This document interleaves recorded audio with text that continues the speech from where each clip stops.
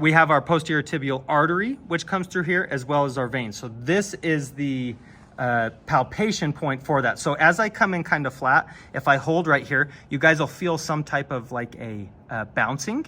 And when you feel that, you'll know you found that posterior tibial artery just posterior to this medial malleolus. You'll notice here on my friend that I'm up a little bit superior, right? So you may have to come in a little bit more down or inferior. So I can actually feel this posterior tibial artery in several places along this path. Our next palpation point is the fifth metatarsal phalangeal joint. Same thing here. We have our fifth metatarsal, so 1, 2, 3, 4, 5, fifth metatarsal phalangeal joint. So I'm gonna be feeling right for that divot. Okay, so I can walk down this fifth metatarsal, feel the divot, and I'll go ahead and move this just so you guys can see I'm right at that palpation point. Okay, then we're gonna have the fifth metatarsal, which if you walk down it, you already palpated. And then up at the top of this fifth metatarsal, we've got a nice bony projection, which is called the base or the styloid process of the fifth metatarsal, either way. And so that as you come up, that's gonna be a palpation point, a nice palpation point for you guys as we come up. Just proximal to this fifth metatarsal, we're gonna move into the cuboid. So the cuboid is right here. It's still distal to the calcaneus. So as I come up, I'm gonna palpate, I hit that base of the fifth metatarsal, and then I'm on cuboid right there. Cuboid. And you can see how much articulation there is between that cuboid and the other bones that are attached. We move up into the lateral malleolus and the peroneal tubercle. So the peroneal tubercle is just posterior to this lateral malleolus. You're gonna feel a small bump, and it helps keep some of these peroneal or fibular muscles in their place. As I mentioned, this region right through here is going to be the peroneal tendons as they come down. So we're going to have peroneus longus, peroneus brevis, peroneus tertius is on this anterior side of the lateral malleolus. Next palpation point, sinus tarsi. So sinus, when you hear the word sinus, you may recognize that because we have several sinuses, and you'll know that that means it's a little hollow spot. So sinus tarsi means hollow spot of the ankle. You'll notice here, there is a hollow spot at the ankle when we sometimes dorsiflex on some of us. So this right here is that sinus tarsi. It's a nice palpation point because it's going to lead us into several of our ligaments that come right into this region, which are palpation points coming up. I already mentioned dome of the talus right through here. If I kind of invert or supinate the foot, that dome of the talus is nice and prominent. Next palpation points, we move towards the middle of the foot. So we already have mentioned this, we've already mentioned our medial cuneiform. So our next palpation points are going to be our middle and lateral cuneiform. So if I come up this way again, you're kind of feeling for these bumps. Remember, cuboid is all the way laterally.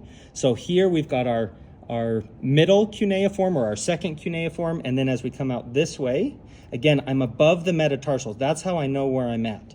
I feel those divots, okay? So middle and lateral cuneiforms. Remember, I'm not on the cuboid out here. I'm not on the cuboid, but here. And remember, we're going to have metatarsals through for all of our other toes, and you can go through and palpate those. A few more muscles here on the palpation guide. So tibialis anterior, go ahead and dorsiflex. So these are kind of fun because a lot of times you can see the tendons associated with these muscles. So tibialis anterior right here, coming up in here. Tibialis anterior, if you listen to the name, it leads to the front side of the tibia. Tibialis anterior tendon. And then you'll notice this is a very nice tendon for us to visualize, which is perfect. So we have the extensor digitorum longus and its associated tendons coming right through there. This last one, you'll notice we have one more muscle kind of diving off this way with the tendon. This isn't always this clear, so this is really nice. This is going to be fibularis longus. I mentioned, or excuse me, fibularis tertius. Fibularis tertius is an anterior compartment muscle. It comes down and it's going to come down and attach on that fifth metatarsal on the top side of the base of that fifth metatarsal. Right here in the middle of the foot, dorsal pedal artery. So we already mentioned this posterior tibial artery. Well, now we have an artery on the front, dorsal pedis, okay? Again, if you come in with a little bit of a flat finger, it's often easier to find these pulses.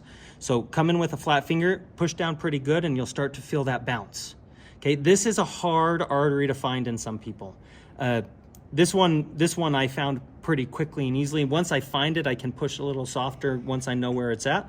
But come in with those flat fingers, push pretty good, and then you'll feel that bounce and you'll feel that dorsal pedis artery. If you need to, a lot of times in some people, we can actually feel it a little bit better down here as it moves in between either the first and second metatarsal or the second and third.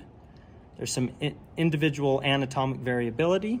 So if you need to, kind of feel around through that region, but for the most part, we can feel it kind of right here at that divot pretty good. The plantar fascia we can feel along the entire bottom side of the foot. So these last palpation points are on this inferior portion of the foot, or the plantar surface of the foot.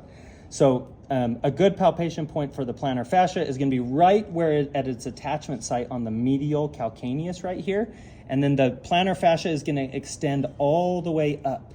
So let's see if we can, you can see this plantar fascia right through here. And then the bands come up this way. There's multiple bands of the plantar fascia as they come off that way. So we can palpate the entire plantar fascia through here. If I dorsiflex and extend the toes, you can actually feel that plantar fascia tense, okay? And then at the base of the first digit, so embedded in the flexor hallucis brevis muscle, there are two sesamoid bones. So remember, sesamoid bones are bones that are embedded in a tendon. So we're gonna come up here towards the distal portion of the foot, right before we get to the metatarsal phalangeal joint most of the time.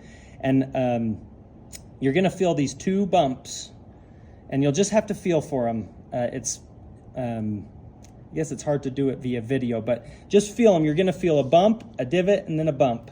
And you can actually move these sesamoids around because they are embedded in a tendon. And so I encourage you to play with that.